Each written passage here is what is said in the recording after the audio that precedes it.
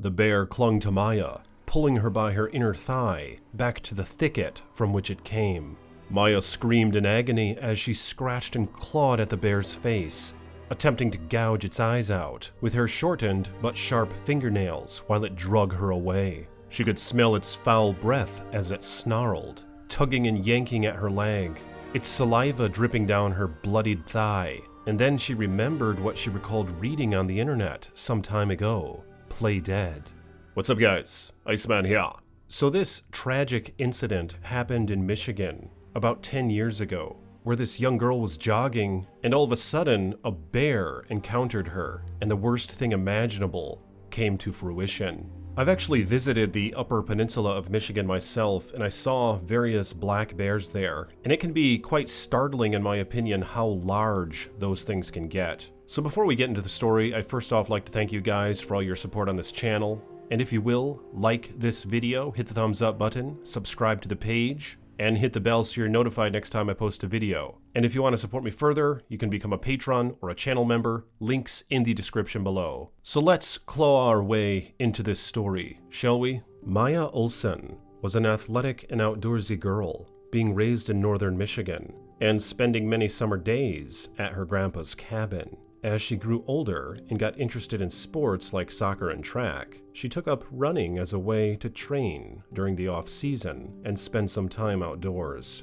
Running was a great way for her to be alone with her thoughts, and especially on her longer runs, her imagination ran wild. The landscape was peaceful and beautiful on the June day of her attack. It was her first visit to the cabin of the year, and she was happy to be back. Of Michigan's two peninsulas, the upper one is where you'd expect to run into a black bear. Of the state's estimated 12,000 individuals, more than 10,000 reside in the UP. However, since increasing the restrictions on black bear hunting in 2012, the population of black bears in the Lower Peninsula has exploded, according to local news sources. The Michigan Department of Natural Resources stated earlier this year that the Lower Peninsula population level had increased 88% since 2012 and tripled since 1992.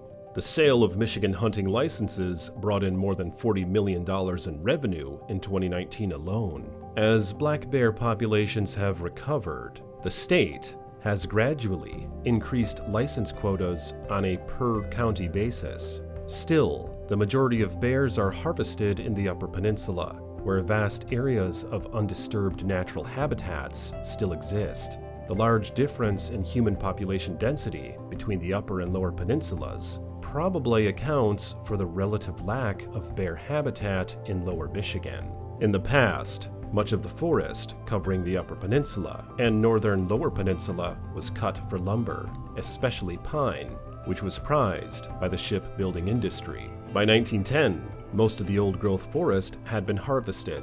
Today, commercial logging continues in several different areas of northern Michigan and plays a role in long-term forest management. Clear cutting can mimic the efforts of forest fires, which used to be a natural occurrence in a few areas of Michigan. Clearing tall trees results in an increase in the growth of light-dependent pioneer species, many of which are low-growing, fruit-producing brush and shrubs. This is the type of habitat favored by black bears and may have contributed to the increase in population. Maya's grandpa's hunting camp was situated on a sandy trail a mile back from a county road in Roscommon County. The driveway wound through stands of tall white pine, around low ponds hidden from view by tall cattails, and past several acres of low jack pine forest. Jack pine forests are found in north-central Lower Peninsula and are unique ecosystems dependent on regular burns. The reproductive cones of jack pines are fire-adapted. That is, most will not open until being exposed to high temperatures. The jack pine forest ecosystem in the Lower Peninsula is home to the Kirtland's warbler, a rare and very habitat-specific bird that is found almost exclusively in this one location.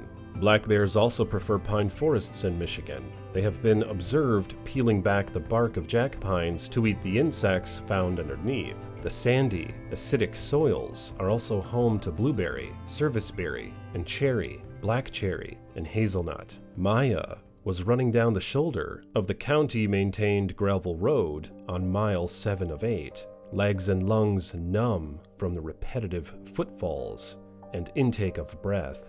Inhale, step, step, exhale, step, step, step, went the rhythm. She glanced up and noticed a red-tailed hawk gliding parallel to her, almost matching her pace. For a moment, she no longer felt her feet on the pavement, but instead she was gliding with the hawk, yards above the road, being lifted on an upward draft of spring air. Suddenly, something slammed into her right leg, heavy and sharp, and sent her tumbling down hard into the gravel. It was a black bear. She scrambled to her feet and was able to run a couple steps, but then the bear was on her, first with claws raking her legs, then jaws clamping down hard around her shoulder. She was on the ground again, kicking and screaming. Her legs were weak from the run, but she felt a rush of adrenaline awaken her tired body. She screamed as loud as she could, "Get off me, bear!" before the wind was knocked from her chest by the great weight of the bear. She thought maybe she could play dead. Isn't that what you do when you're attacked by a bear? It didn't matter. Her slender, 14-year-old body was no match for the bear as he dragged her by the thigh across the gravel road to the brush on the other side. She attempted to escape, twisting and turning, digging her nails into the dirt, but to no avail. The bear snarled as it pulled her further. Maya had no idea how strong these creatures actually were. Fortunately, her screams had been heard. Dale Yearn, a tall, older farmer, had been working in his front yard when Maya jogged by just a minute or two before. A spring breeze had carried Maya's cries to his ears, and he grabbed the closest tool, a garden rake, and he ran to the road. Dale found the bear, attempting to drag small Maya into the bushes, and was able to intimidate the young Bruin by jabbing the rake in his face. Maya was injured, but alert, and was able to walk, with Dale's help, back to his house, where she was then flown to a larger hospital for surgery and has since made a full recovery. Jeez. What do you guys think about this incident? It's crazy that this actually happened in Lower Michigan, and how unsuspecting that must have been for this young girl. Just trying to get her evening exercise in and finish that off so she can go home and rest, only to be attacked by one of these powerful creatures. I feel like it's common for people to underestimate the threat of what black bears can actually be.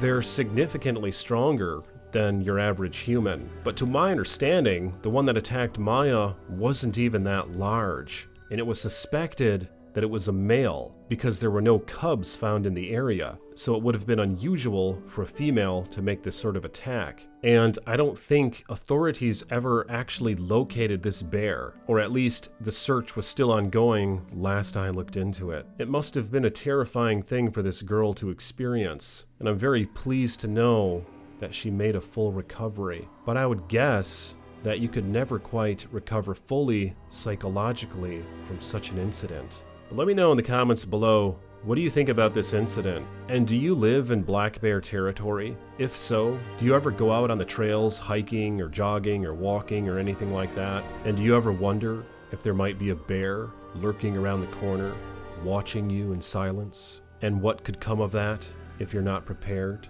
I know after reading a story like this, it really makes me want to carry pepper spray and even my hand cannon next time I go out on a hike. Because where I live, it's not common to see black bears, but I know they're still somewhere not far from here. But I appreciate you guys watching this video to the end. If you want to help me out, you can hit the like button and stay tuned for more chilling tales from the Iceman.